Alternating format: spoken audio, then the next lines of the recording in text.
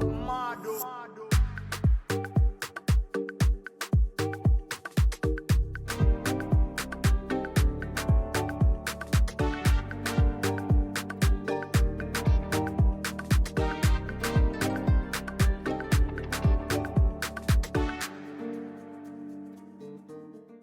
guys, welcome to the video experience of Sis Get a Grip.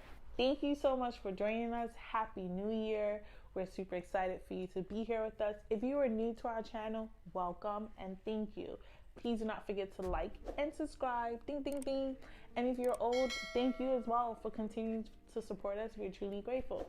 We're just going to jump right in. Stacey's at the... Thank you. I'm lying. I'm trying to show my ring. I hear that. That's that face. But we're just going to jump right into this month's video experience, and we are going to be discussing the 5 most argued about things in a relationship. When we went over this, I think more than, maybe not more, all of this has been discussed in my relationship when my husband and I were dating, and even now when we've been married. So it's gonna get juicy. It's gonna be juicy. You know we like the juicy tales. Come on.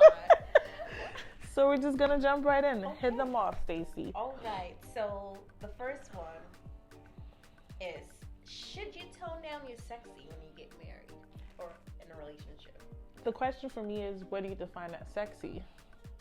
Sexy. First of all, I just discovered it's like a unisex term, because you know how beautiful goes with like the opposite is handsome. I'm like, what is the opposite of sexy? But I guess you can use it both ways, right? Yes. Yeah. Okay. So sexy is like your. I'm lying. I don't know what that. I don't know how to define it. Let me actually Google it. So I'm thinking sexy as, like if you used to, when you say tone down, for me, I don't think you should tone down your sexy.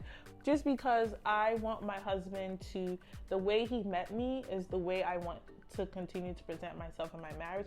Granted, my body's going to change.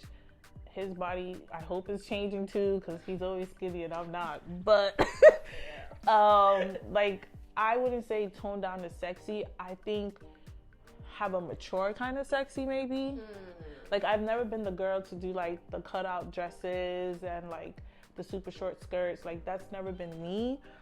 But maybe if that's you and your spouse doesn't like that from the female perspective, then maybe you should tone it down. But I think like my conservative sexy has remained in our marriage. Like, my husband is very like, for the girl who like can put herself together really well, and that's his defined sexy. Like, it never has to be a cutout thing. Slow your rolls out there, girls. It never has to be a cutout thing, but it's like, can you put yourself together? And like, I try to maintain that at all times. Now you got me stuck on the definition of sexy, because like sexy could mean anything.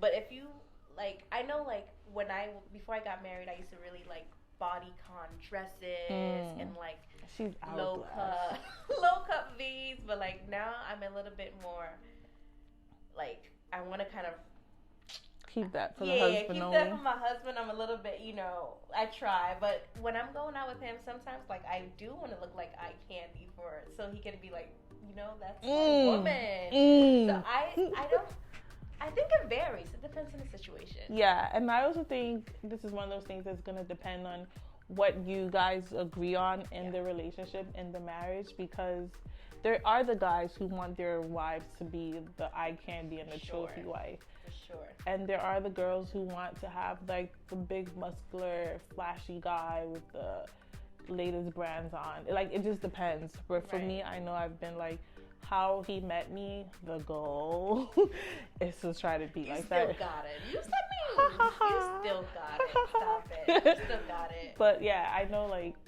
I haven't toned it down. Okay. I haven't. Yeah, and I would agree. I also try my best to keep it up, because if that's how they met you, you don't want to, like, they met you and you were, like, doing your thing, and all of a sudden they marry you and you're this grandma, like, grandpa. I think you shouldn't tone it down. Keep it up, because if anything, you want to keep it up even better. Yes. Like, up the ante on that. Yes. I agree. The next one is, And I'm laughing because the husband and I. Okay. The next one is, can you still be friends with the opposite sex? Oh, this is hard. You know what? It depends on the kind of friendship. That's it. Because some friendships are like, you know, it's like I get you.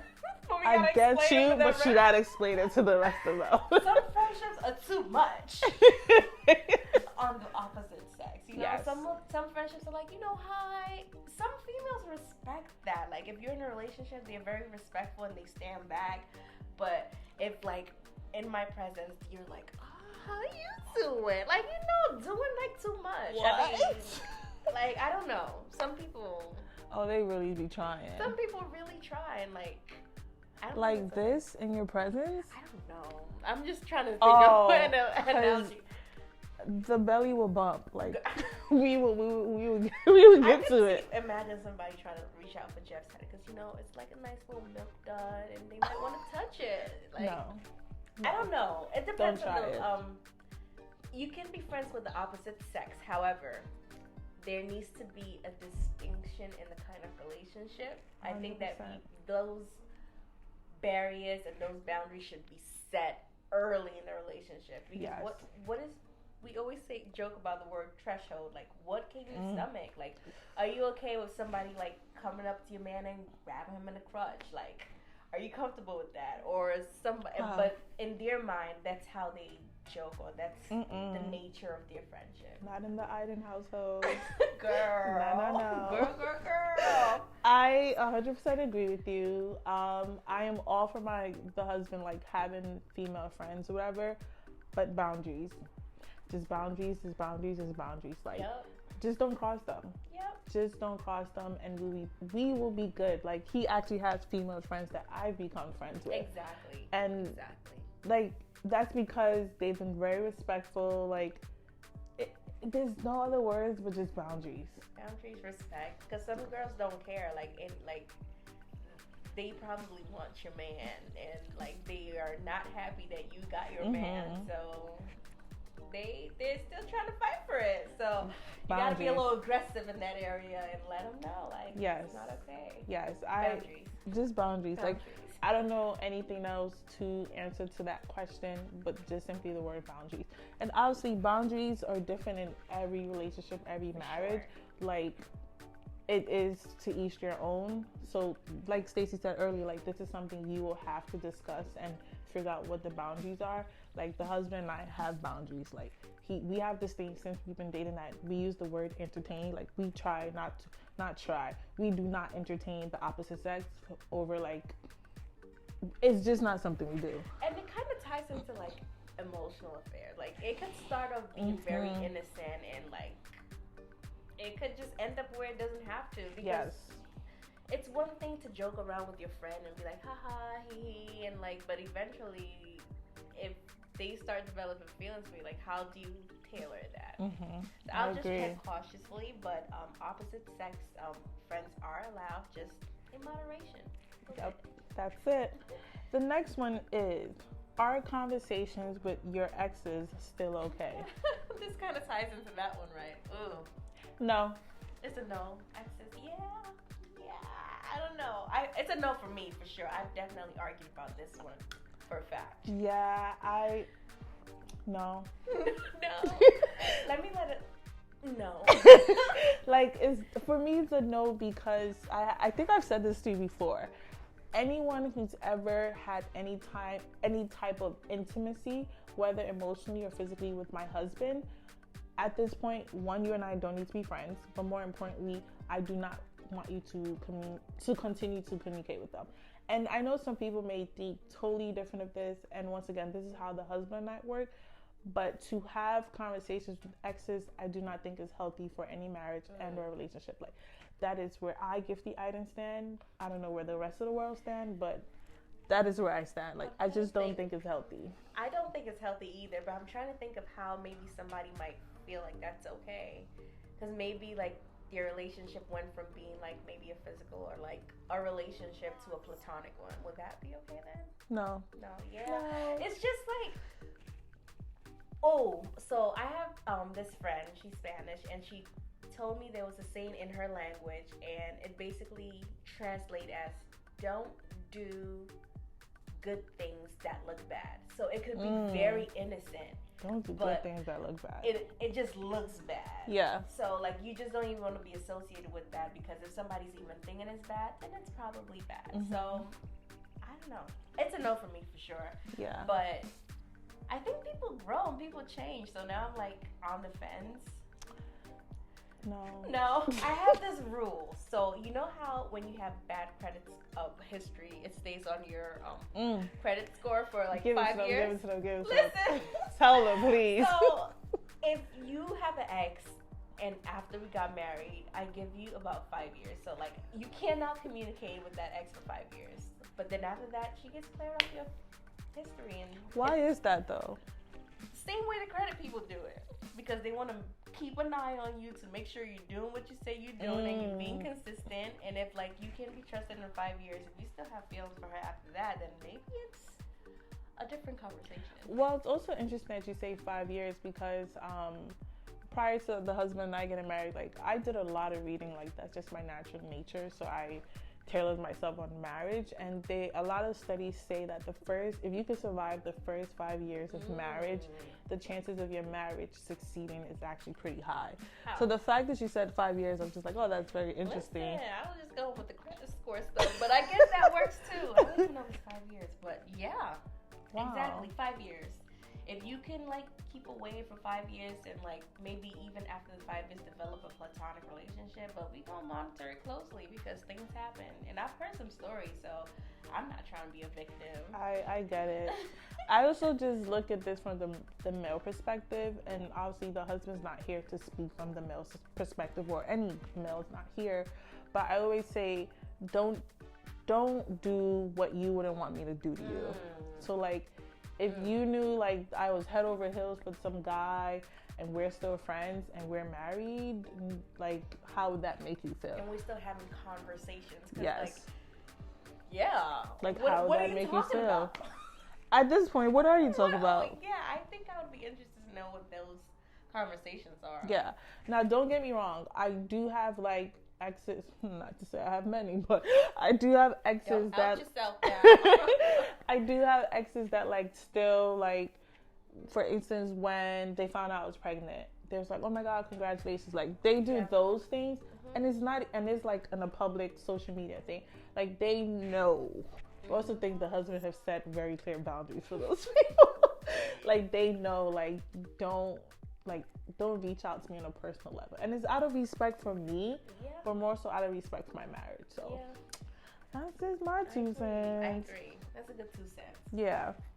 All right. What's the next one, Stace? How much time should you spend with your single friends? I was about to joke and be like none, but I'm joking.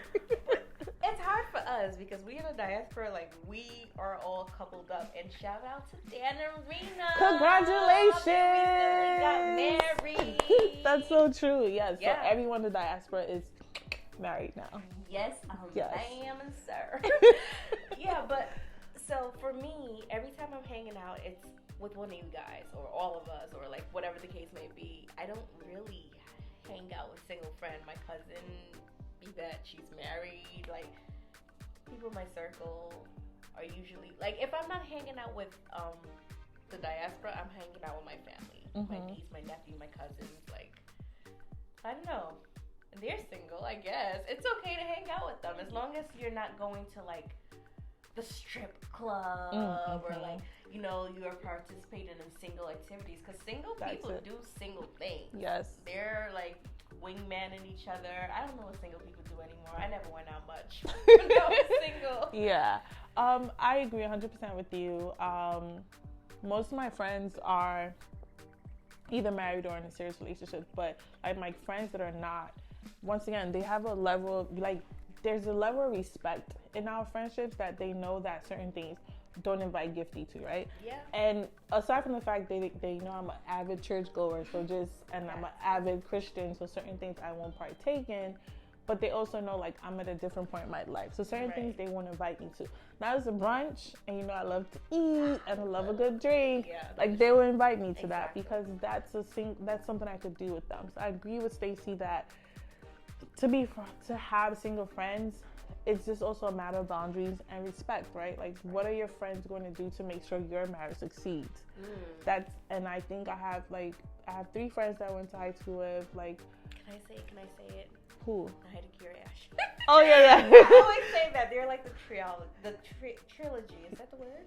Yeah, for the 3? trio. Yeah. Yes. It's 3 She friends. always says it together. Yeah, like I went to high school with them, and like they have so much respect for my marriage, and I'm continuously grateful for them because like they just respect it. Like they just respect it. And like I feel like if you don't have friends like that, then that's something you should like be cautious of, because what do they say, birds of the same feather flock together? And sometimes that could be true where like people in the same circle are doing the same things, but sometimes that could not be true. So I definitely think like having single friends, definitely it's more based on how those people, your single friends, are viewing your marriage, but more so the respect they have for your marriage. And like you said, if your single friends are doing like brunch, that's okay. We're not saying don't brunch with your single friend, because like who doesn't like brunch? Sure, I do. So if it's like anything you can do, you can shop with your single friends. You can do a lot with your single friends. When I'm thinking about this question, I'm thinking about the single friends that's taking you to like the single settings. Like they're not signing you up for the speed dating activity. They're not taking you to the club on a hunt, or they're not using you as a wingman. Exactly. Woman. Yeah. Or they're not taking you in a setting where you are going to be doing some crazy stuff that's going to affect your relationship. So again, like you said, respect. Yeah. If they respect your relationship, then it's cool. Okay, next topic. Is it juicy so far? I hope so. Comment down below. Let us know what you think. Should you give your spouse access to all your social media accounts and passwords to your phone? Well, in my house, we just know each other's passwords. It wasn't always like that when we were dating, though. And once again, I think this is what sets dating apart from marriage. That is true. My husband, he said this when we did the couples episode, where he was very honest, and he said like, I didn't owe you anything when we were dating. Like, as crazy as that may sound, like I actually agree, right? Like I don't owe you anything until like I'm committed to you. And now I just know his passwords. Like we just leave our phones around. Like sometimes he answers my phone. I don't really answer his phone because what are you gonna say? Yeah, like it's usually like one of his friends, and they're always like, "Oh, did I call your phone by mistake?" No, this is definitely his phone. But in our household, like we just know each other's password. Like that's just what we do. It's similar here. So we actually have the same password. So you pick up anything in this house, I even know their password. Yeah, so you just go in there and just type it in. But I guess it wasn't always like that for us either, but again, it's transparency. At what level is your relationship at? Because this is a conversation that you should be having in the courting stages, or like in the beginning of the marriage. Probably the courting stage before you get married. Yeah, because this is a big one. Addressed. Yeah. Yes. Especially with like social media being what it is now. Like some things you just want to address before you say I do. And I think this is one of them. For sure. All of them actually are good topics. Yeah. But as far as social media accounts, I mean, what do you have to hide? That's my next question. Like, if I'm not giving you access to my phone or access to my social media account, it insinuates that I'm trying to hide something, and that's not the case. Yeah. But if you... No, go ahead. No, go ahead. I was going to just add unnecessariness. If you do have something to hide, this is a different conversation you should be having. Why are you hiding these things? Yeah. Why do you feel the need to have these conversations that you're having that needs to be hidden? So kind of check yourself. Yeah. If you feel uncomfortable like sharing your passwords, like what is it that you're hiding? Yes. And I think it's just one of those that we also do it for like a safety, not quote unquote safety, but like safety things. Like, because sometimes, like for example, when I was in labor and I wanted him to call my mom, like that was not the time to be asking for a password. Yeah. Like, Agreed. or when the husband traveled and he needed me to check the email for him, right? Yeah. Like, now's not the time to be like, oh, what's your password? Like, Right. I think we've come to that point in our marriage where it's just like, okay, this, and that. But as I said, when we were dating, that was not the case. Like, yeah, and like you said, you don't owe it. Like, they don't owe you that commitment, and that's why marriage is such a sacred thing. I know that we live in a new society where like marriage is like optional, but like really, if somebody doesn't make that commitment to you, they could be however they want to be for themselves, because again, you're not entitled to the time. Like, yeah, you've made it official, but if you really want to be entitled to the time. She pointed to her ring, by the way. Yeah, that's what it boils down to, I think. I agree. So with that said, we're just going to do a quick recap and then do a reset. So the 5 most argued about things that we discussed today were: 1, should you tone down your sexy? And we said, like, it depends on what you guys define as sexy in that marriage. Keep it up. Can you still be friends with the opposite sex? No. We said no. Some people may say yes, but we said no, more so with boundaries. Like, make sure there's boundaries and respect. For sure. Are conversations with exes okay? I said a definite no. That's just the 5-year credit history. I said a definite no. The next one was, how much time should you spend with your single friends? And I think it once again goes down to boundaries and the respect that your single friends have for your marriage. For sure. And the last one is, should you give your social media account and or passwords to your spouse? We do, but some couples may not, and that may be what works for them, and we're not knocking that. Whatever works for your marriage and is working, keep doing it. For us, it's sharing the passwords, knowing the passwords. So with that said, we're going to do a reset, and the reset is more so like to kind of just do a summary as we just did, but to like just key takeaways. So I think one of the key takeaways we have from here is keeping your spouse's, your partner's feelings top of mind at all times. I think with these 5 things, what a general thing we can come to is like, how is my partner going to feel if I do this? And I think I operate with that mindset a lot. Like, would I want him to do this to me? How would he feel? Like, what are the repercussions of like anything? Like, how will this affect our families? Like, just keep that top of mind, because I think when you work from that perspective, you're also working from the perspective of, I'm working to make my marriage work. Exactly. I'm working to make my relationship work. Exactly. Next point. I don't think we have this written down, but it has just been a consistent theme. Boundaries and respect. Yep. We really need to, these are conversations that you should have, and like, you can't have this conversation enough. Always talk about boundaries and especially when it comes to the opposite sex. Like, what are your boundaries? And like, surround yourself with people that respect your relationship. Yes. Because you don't imagine just going to seek advice from like your inner circle, and all they have to give to you is some bad advice, like leave that marriage, get out of there, that relationship is not for you. Like, you want to be around people that can remove themselves and actually respect your marriage for what it is. Yes. And then the next one is, which I've learned this from the husband recently. I think he says this to me because I'm very like operational minded and business minded, where he says, treat your marriage as a business that you want to succeed. So not just a business that you created, because you could create a business, but if you don't want that business to succeed, then it doesn't matter. But he said, like, treat it as a business you want to succeed. And I think that's very interesting, because when you want something to succeed, you put your all and everything into it. Like how we put our all and everything to just get a grip. Like, you should be doing that and some for your marriage and or your relationship. And I think like that's just, there's no other way for me to describe that or say it. Like, give it your best. Give it your best. Give it 100% at all times. For sure. That's a good one.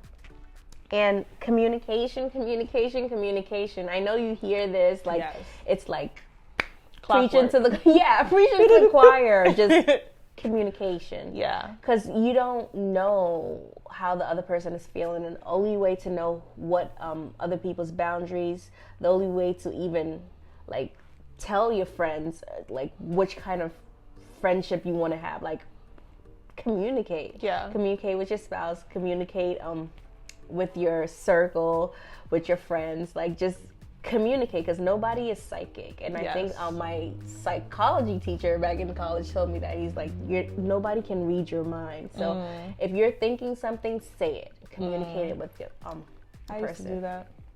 I used to be like, can't you see? It's a TV to my brain. yeah, but Stacey's right. Definitely communicate. I think, once again, with all these like 5 points, like, communication is just the solution to it, right? Like, if you express how you feel about something, it's easier to get a solution to it or come to a solution versus making an assumption and walking around with the assumption. Something I used to do, but I stopped. She's delivered. I've been delivered. Praise God. That about summarizes our topics. We're not saying these are the answers to any of these questions or these argument topics. We're just saying that these are conversations that should be had very early. And if you are in a dating stage, definitely consider maybe on a date casual, because you don't want to like show up on a date with like list of points. Like, we're going down this list, but it could come out like casually, you know, hey, let's have a conversation. I don't know. You don't have to say it like that, but just have a conversation about these things, because they are really important. And if they don't come up now, they're definitely going to come up in the marriage. So you want to make sure you nip some of these in the bud very early. And these are 3 points. Just write them down and go on your next date and talk about it. Yes. If anything, do 5 dates, a topic per date. That's a good idea. That's how I used to plan things in my head. As I said, very operational. I need to check things off. So that's how. Dates. Let's do it. Yeah. Just let us know how it goes when you actually have those conversations, or if you've already had those conversations. How did that go? We want to know your thoughts in the comment down below, and let's talk. Let's chat some more in the comment section. All right, so that is going to wrap it for today's video experience of Sis Get a Grip. And as always, don't forget to like, comment, and subscribe. We already said comment because we about to chat. We about to kiki in the comment section below. But definitely don't forget to subscribe. And we are going to see you next time.